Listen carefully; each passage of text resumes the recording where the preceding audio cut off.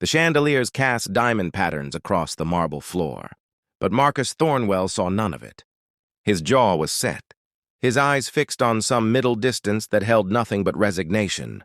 29 years old, heir to a tech empire worth $43 billion, and he was about to marry a complete stranger.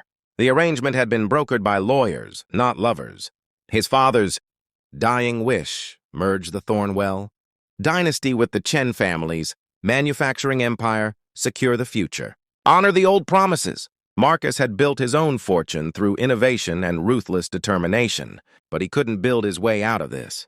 The old man's cancer had spread faster than anyone expected, and in those final weeks, Marcus had made a promise he couldn't break. So here he stood in a cathedral that could hold 800 people, most of them business associates and distant relatives who'd come to witness the transaction, masquerading as matrimony. His best friend Jonathan had tried to talk him out of it that morning. "You don't have to do this," Jonathan had said, adjusting Marcus's tie. "Your father would understand." But Marcus knew better. His father had understood legacy. Duty, the weight of promises made decades, ago when he and Robert Chen had built their empires from nothing. This marriage would secure patents, supply chains, trade secrets. It made sense on paper, even if it made his heart feel like lead. The organ music swelled.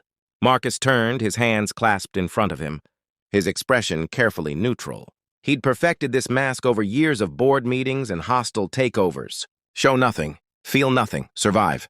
The doors opened and she appeared. Through the gauzy veil, he could make out only a silhouette. Petite, moving with slow steps, carrying a simple bouquet of white lilies. She wore an elegant dress, traditional yet understated, nothing like the ostentatious display his mother had suggested. Everything about this moment felt surreal, like watching his own life happen to someone else. As she walked down the aisle, Marcus found himself studying her movements. There was something careful about them, measured. Not nervous exactly, but deliberate. He wondered what she was thinking. Was she as trapped as he felt? Did she resent this arrangement as much as he did? They'd spoken only once, a stiff video call arranged by their families, where they'd exchanged pleasantries and logistics. He couldn't even remember her voice clearly. She reached the altar. The officiant began speaking about love and commitment, words that felt hollow in a room full of witnesses to a business deal. Marcus barely heard them. He was too aware of the woman standing beside him, her face still hidden, her hands trembling slightly around the flowers. He felt a sudden, unexpected surge of anger, not at her, but at the situation. They were both victims of this. Two people who should have had the freedom to choose their own paths, their own partners, their own happiness. Instead, they were shackled by duty and legacy and the weight of their family's expectations. "We will now have the unveiling," the officiant announced. This was it. The moment when he would see the face of the woman he was binding his life to.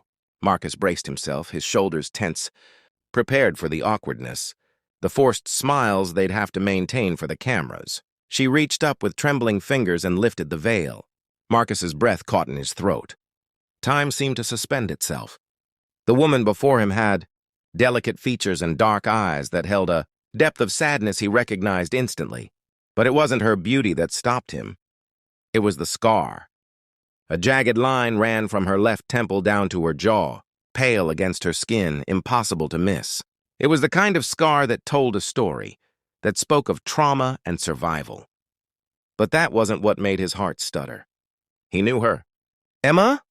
The name fell from his lips before he could stop it. Her eyes widened, tears immediately springing to them. "Marcus?" The officiant looked confused. The audience stirred with whispers, but Marcus couldn't hear any of it. He was 15 years old again, volunteering at the community center in the neighborhood where he'd grown up, before the billions, before the empire. She'd been 13, small for her age, always sitting alone with a book in the corner. He'd been assigned to tutor kids in math, and she'd been his first student. Quiet Emma Chen, who'd struggled with algebra but excelled at everything else, who'd drawn intricate pictures in the margins of her notebook, who'd told him once that she wanted to be an architect because she loved the idea of creating spaces where people could be happy. "You disappeared," Marcus said, his voice rough. "Your family moved. I tried to find you, but—" "There was an accident," Emma whispered, her hand unconsciously touching the scar. A car crash. My mother didn't survive. My father threw himself into work after that, moved us to Shanghai to start over. I spent 2 years in hospitals and rehabilitation. By the time I could even think about reaching out, you were already becoming famous. I saw you on magazine covers, in news articles. The boy who tutored me had become someone unreachable. The cathedral had gone silent. Everyone was straining to hear, to understand what was happening at the altar. Marcus's mind was reeling. All this time, he'd been dreading marrying a stranger, and instead, he was standing before the girl who'd been his first real friend, the one who'd taught him that success meant nothing if you couldn't share it with people who mattered. She'd written him a letter once, before she'd moved away, telling him that he was the kindest person she'd ever known, that she hoped he'd never lose that kindness as he grew up. He'd kept that letter in his wallet for 3 years. The arrangement, Marcus said slowly, the pieces falling into place. Your father is Robert Chen. I never made the connection. You changed your name. I used to go by Ying, Emma said softly. Emma was the American name you gave me because I said I wanted one. I kept it. Even in Shanghai, I kept it. Because it reminded me of a time when someone saw me as more than my father's daughter, more than an obligation or a burden. You were never a burden, Marcus said fiercely. The words came from somewhere deep, from the 15-year-old boy who'd looked forward to Tuesday and Thursday afternoons because it meant spending time with a girl who laughed at his terrible jokes and shared her sketches of impossible buildings. A tear slipped down Emma's cheek. When my father told me about this arrangement, I wanted to refuse. I'd built a life in Shanghai, teaching architecture to underprivileged kids, trying to give them the same chance you gave me. But he said it was important, that it would honor my mother's memory, that the Thornwells were good people. I looked you up, read everything about you, the orphanages you fund, the scholarships you've created, the community centers you've built, and I realized you'd kept your kindness after all. So I said yes, thinking I could at least marry someone who understood what it meant to give back. I said yes because my father asked me to with his dying breath, Marcus admitted. But I've spent the last 3 months dreading this day, feeling like I was giving up any chance at real happiness. The officiant cleared his throat awkwardly. Should I continue? Marcus looked at Emma, really looked at her. The years had changed them both. He'd grown hard and calculating, armored against a world that saw him as a fortune rather than a person. She'd survived tragedy and trauma, carried scars both visible and invisible. They'd both been so busy surviving that they'd forgotten about living. Emma, Marcus said, taking her hands. They were cold, trembling. I can't ask you to go through with this.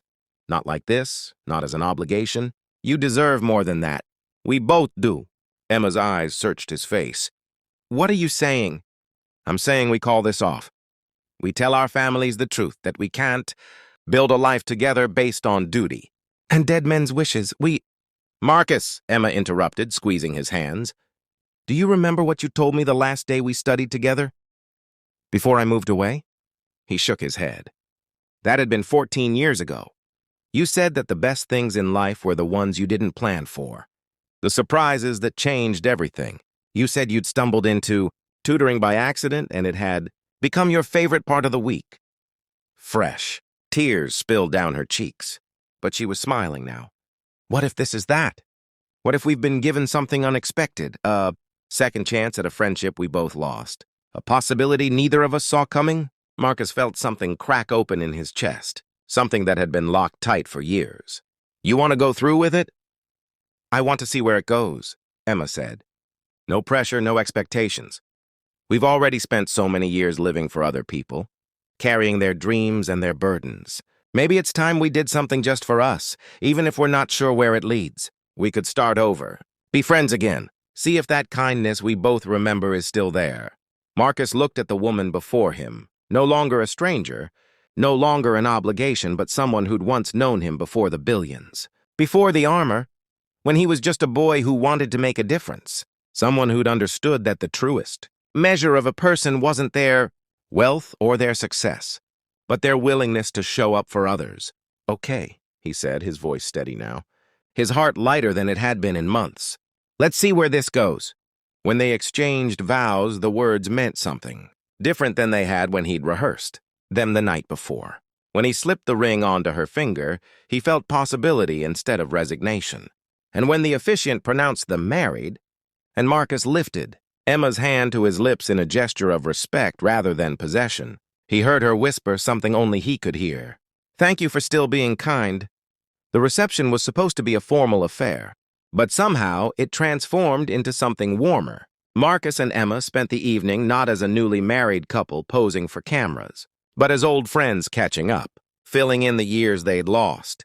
She told him about her students in Shanghai, the children who reminded her of herself, hungry for knowledge, desperate for someone to believe in them. He told her about the emptiness that had grown inside him as his fortune had grown, the way he'd started to feel more like a machine than a person. They made no promises about love. Neither of them was ready for that, and both of them had been hurt enough by false expectations. But they made a different promise that night, standing on the terrace while the party continued inside. "Let's build something," Emma said, her eyes bright with the first hope Marcus had seen there. Not a business empire, not a dynasty. Something that matters. Together. "What did you have in mind?" She smiled. And for a moment, he saw the 13-year-old girl with a notebook full of dreams. Community centers that are also art spaces. Architecture programs for kids who can't afford traditional education. Places where people who feel invisible can learn they matter. Marcus found himself smiling back. Really smiling for the first time in months. "I know a billionaire who might be interested in funding that." "I know a teacher who'd love to design it." They stood there in the spring night.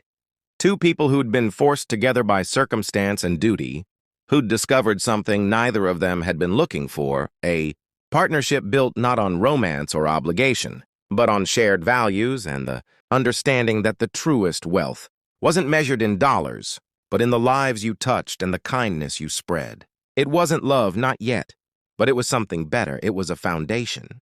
And from foundations, they both knew you could build anything.